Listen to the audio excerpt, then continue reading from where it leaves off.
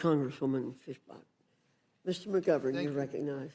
Mr. Latta, as Mr. Pallone pointed out, electricity prices have gone up by 11% since President Trump took office. And just last week, the U.S. Energy Information Administration projected that natural gas prices will rise 16% next year, quote, primarily due to increased liquefied natural gas exports, end quote.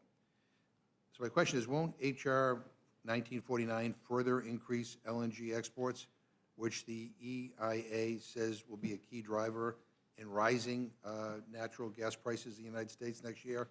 And how is a bill that would help foreign entities import our oil and gas while raising prices for Americans be considered America first?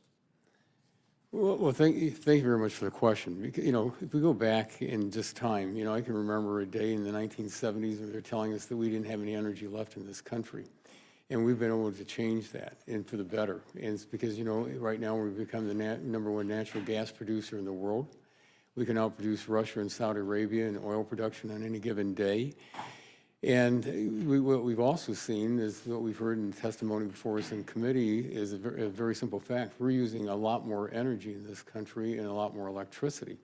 And so what we've seen from when we've had the RTOs and the ISOs testifying before us, and those are all the regional companies, or like PJM that takes care of Washington, D.C. and 13 other states, is that we've got to have more energy. But we've also seen numbers like in the last year. We were being told that because of the data centers coming online, that they'd be using about 4.5% to 6% of potential electricity and energy out there.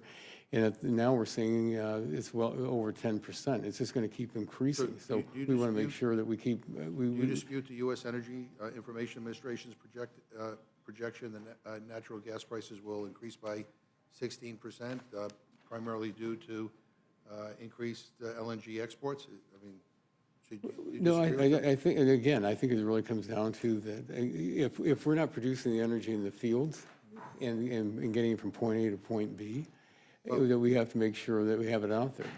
So, all right, even if you think this bill is great, I guess this is a question I have. Why did Republicans pass it last year but never send it to the Senate? In fact, last Congress, Republicans passed 12 bills in the House that they never sent to the Senate, and that kind of baffles me.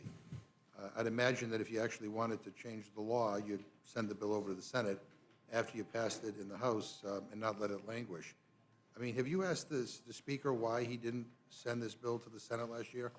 To the ranking member, we passed great legislation out of the Energy and Commerce Committee.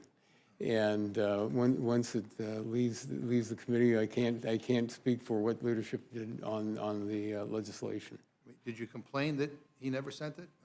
Again, I wasn't the chair of the committee, so I'm not sure what discussions were being made. It could very well have been made, but I wasn't privy to that. Do you know why they didn't send it?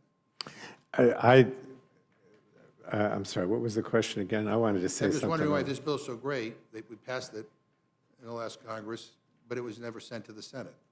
Well, because the Senate obviously thinks it's a bad idea. I mean, yeah, but we said, why not send it anyway? I mean, we send lots of in this Congress, lots of bad bills to the Senate.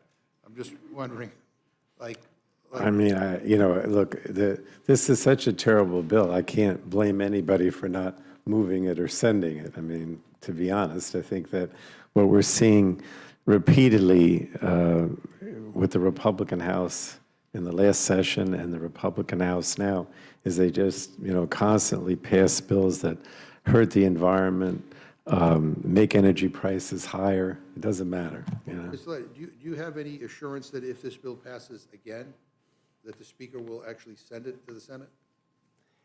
Yeah, to the ranking member, again, when the legislation leaves the Energy and Commerce Committee, it's a good, we've passed a very good piece of legislation. We're just waiting, hopefully that bill will then make its way over to the Senate.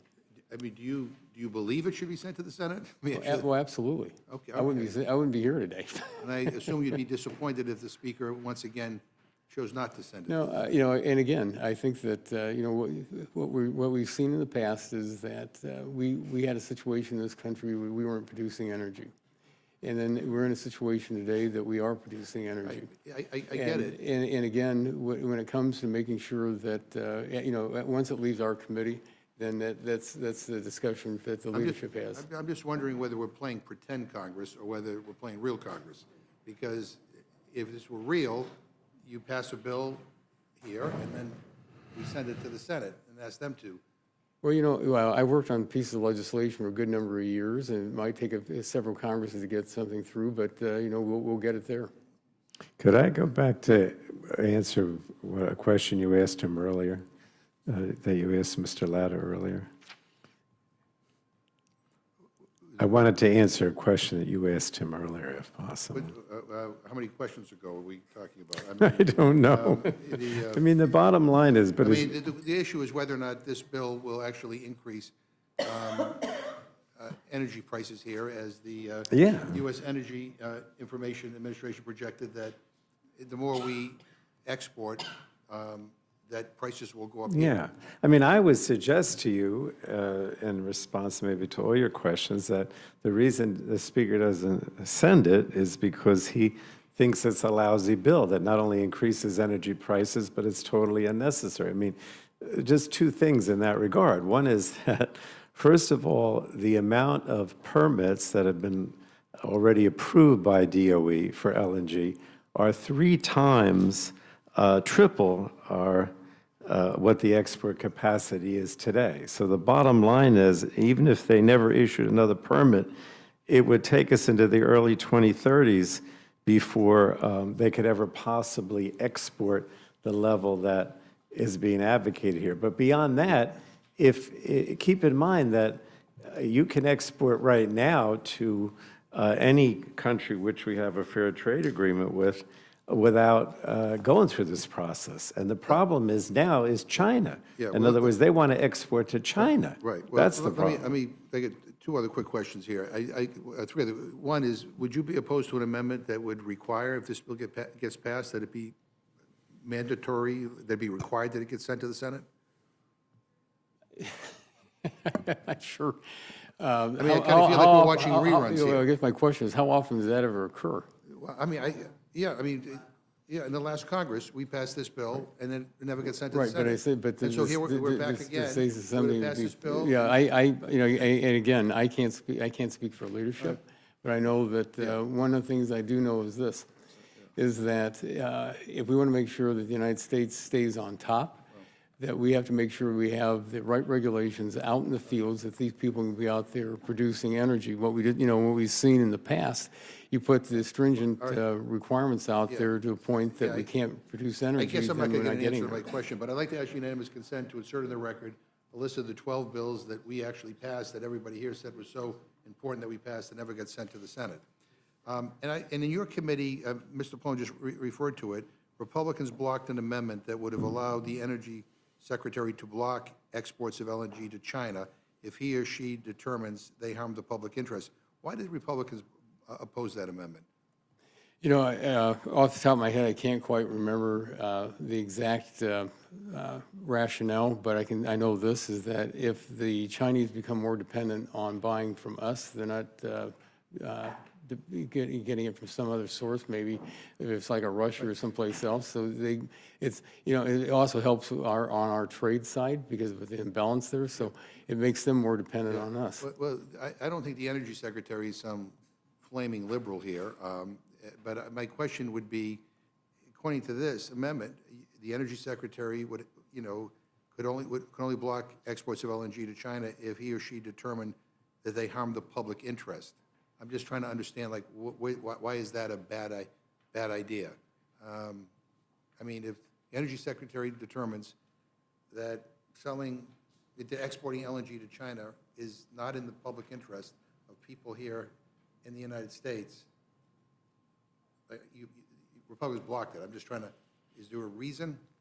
And again, I can't go back in memory to that exact moment, but as I mentioned before, that it's important that the United States, if we're selling the energy to China, they're not getting it from someplace else, and again, they're more dependent on the United States. And just the final quick, because Mr. Goose is, I think, stuck on a plane, but he brought this up last time.